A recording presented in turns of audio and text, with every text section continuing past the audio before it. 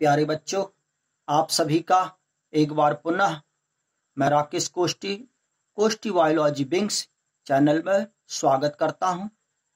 आज हम पढ़ने जा रहे हैं रिप्रोडक्टिव हेल्थ चैप्टर्स के अंतर्गत टॉपिक्स सेक्सुअल ट्रांसमिटेड डिसीज यानी यौन संसर्गजन्य रोगों के बारे में, जिन्हें हम वेनेरियल डिसीज के नाम से भी जानते हैं या सेक्सुअली ट्रांसमिटेड इन्फेक्शन के नाम से भी जानते हैं। तो सबसे पहले हम ये देखें कि सेक्सुअल ट्रांसमिटेड डिसीज होती क्या है।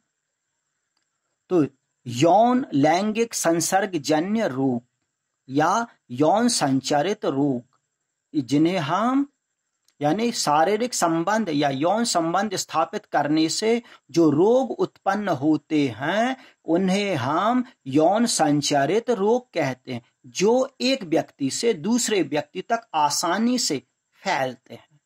इन्हें हम वेनेरियल डिसीज के वीडी के नाम से भी जानते हैं। साथ ही इसे एसटीडी यानी सेक्सुअल ट्रांसमिटेड डिसीज भी कहते हैं और एसटीआई यानी सेक्सुअली ट्रांसमिटेड इन्फेक्शन भी कहते हैं यानी संक्रमण कहते हैं। तो जो इन्फेक्शन है यानी यौन संचित रोगों का जो संचरण है किस प्रकार से होता है। तो सबसे पहले इन्फेक्शन यानी मुख्यतः यौनी संभोग के द्वारा या गुदा मैथुन के द्वारा या मुख मैथुन द्वारा ये एसटीडी यानी यौन संचित रोगों का संचरण होता है। साथ ही इसके अलावा बैक्टीरियाज द्वारा, वायरस द्वारा, विभिन्न पैरासाइट्स द्वारा और अदर प्रोटोजोन्स द्वारा भी इन एसटीडी का इन्फेक्शन होता है।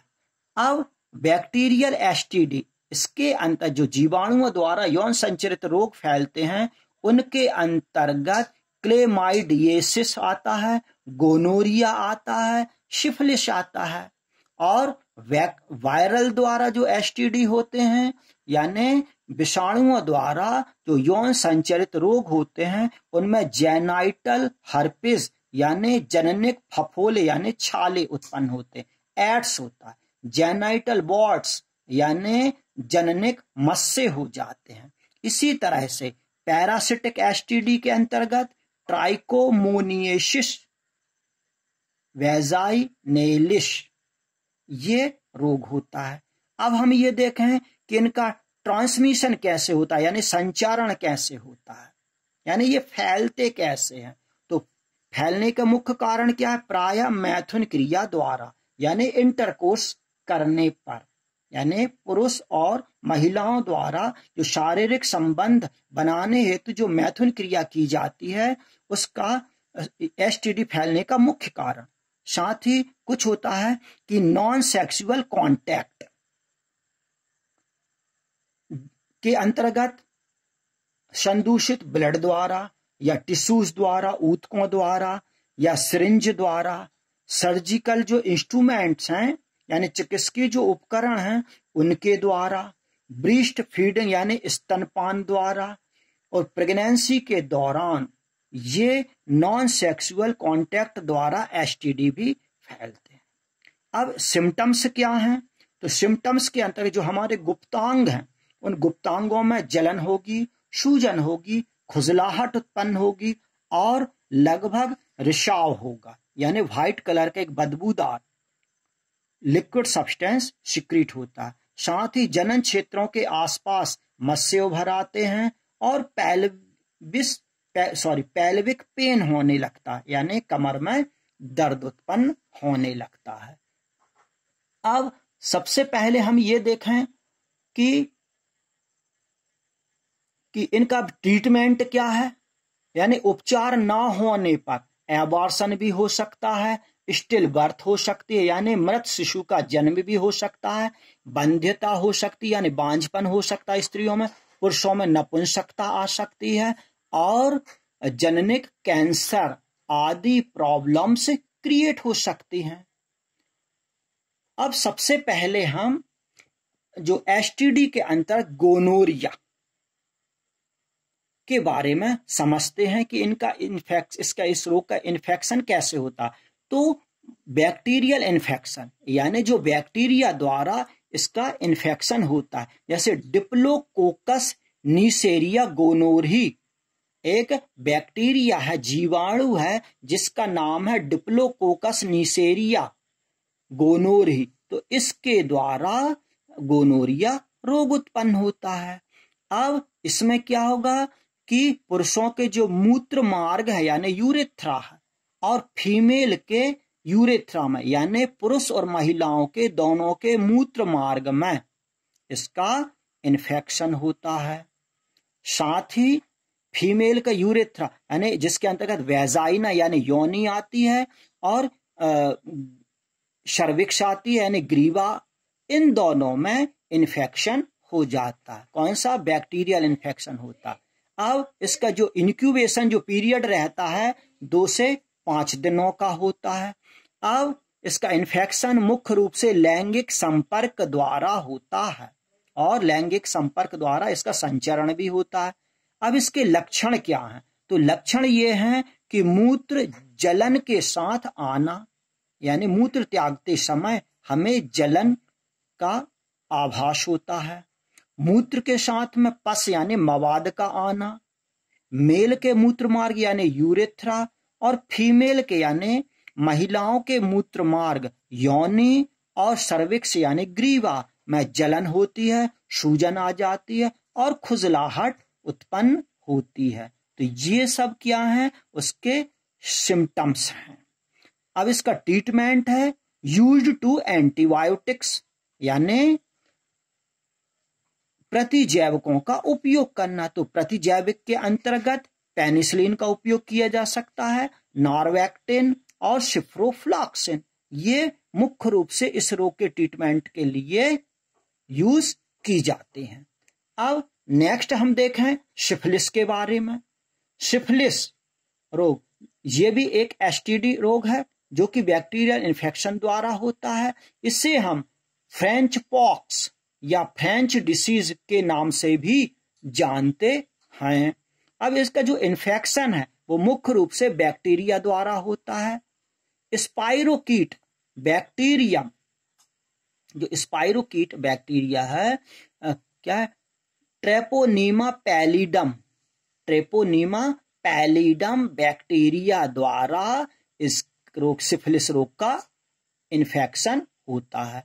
जो infection related to male and female urethra यानी पुरुष और महिलाओं के मूत्र मार्ग में संक्रमण से संबंधित यह रोग है। साथ ही यह लैंगिक संपर्क द्वारा भी इसका इन्फेक्शन होता है। अब इसके सिम्टम्स, जो सिफिलिस रोग है जो कि एक एसटीडी है यानी सेक्सुअल ट्रांसमिटेड डिसीज के अंतर्गत आती है। अब इसके सिम्टम्स के बारे में, तो सिम्टम्स क्या होते हैं कि पुरुष और महिलाओं के यूरेथ्रा यानी मूत्र मार्ग दोनों में दाने उभर आते, अर्थात कैंकर रोग उत्पन्न हो जाता है। यूरेथ्रा के पास, यूरेथ्रा से पस यानी मवाद आने लगती है। इसके अलावा इफेक्टेड द नर्वस सिस्टम यानी तंत्रिका तंत्र भी इससे प्रभावित होता है। अब इसका जो ट्रीटमेंट है यानी उपचार है, वाई एंटीबायोटिक्स यूज्ड यानी प्रतिजैविक दवाओं का हम उपयोग कर सकते हैं, जिसके अंतर्गत पेनिसिलिन है, नॉरवैक्टिन है और डॉक्सीसाइक्लिन, इन एंटीबायोटिक्स का हम यूज कर सकते हैं। इसके अलावा injection of benzathine penicillin G, benzathine penicillin G का हम इंजेक्शन भी लगवा सकते हैं। इसके बाद आता है ट्राइकोमोनिएसिस। ये ट्राइकोमोनिएसिस जो रोग है वो भी एक एसटीडी के अंतर्गत ही आता है। साथ ही इसका जो ट्रांसमिशन है यानी इसका जो इन्फेक्शन है, ट्रांसमिशन वाय प्रोटोजुआ यानी प्रोटोजुआ द्वारा इस रोग का संचरण, संक्रमण दोनों होता है। अब इसका जो इन्फेक्शन है ट्राइकोमोनास वैजाइनेलिस जो प्रोटोजुअंस है, क्या है? ट्राइकोमोनास वैजाइनेलिस यानी जो वैजाइना यानी योनि मार्ग से संबंधित है। ये कहाँ पाया जाता है? इन फीमेल वेजाइना, यानी स्त्रियों के योनि मार्ग में, यानी जनन नलिका में ये प्रोटोजुअन्स पाया जाता है। लक्षण क्या है? इसके इन्फेक्शन होने से क्या होगा? सफेद रंग का बदबूदार द्रव या झाग आता है। इसके अलावा वेजाइनल पैचेज, यानी वेजाइनल मार्ग में खुजली उत्पन्न होती, योनि वाले भाग में खुजली उत्पन्न होती है। अब इसका ट्रीटमेंट यानी उपचार, कुल मिलाकर साफ सफाई करना। साफ सफाई के साथ ही मेट्रोनिल यूज्ड की जाती है। अब हम पढ़ने जा रहे हैं वेजाइनल हर्पिस के बारे में, यानी जननिक छाले यानी फफोले हो जाए, यानी जनन नलिका में फफोले यानी छाले उत्पन्न होते हैं। तो दिस इज वायरल इन्फेक्शन। यह जो जननक हर्पिस की जो रोग है वह एसटीडी के अंतर्गत तो आता ही, साथ ही इसका जो इन्फेक्शन है वो वायरल यानी विषाणुओं द्वारा होता है।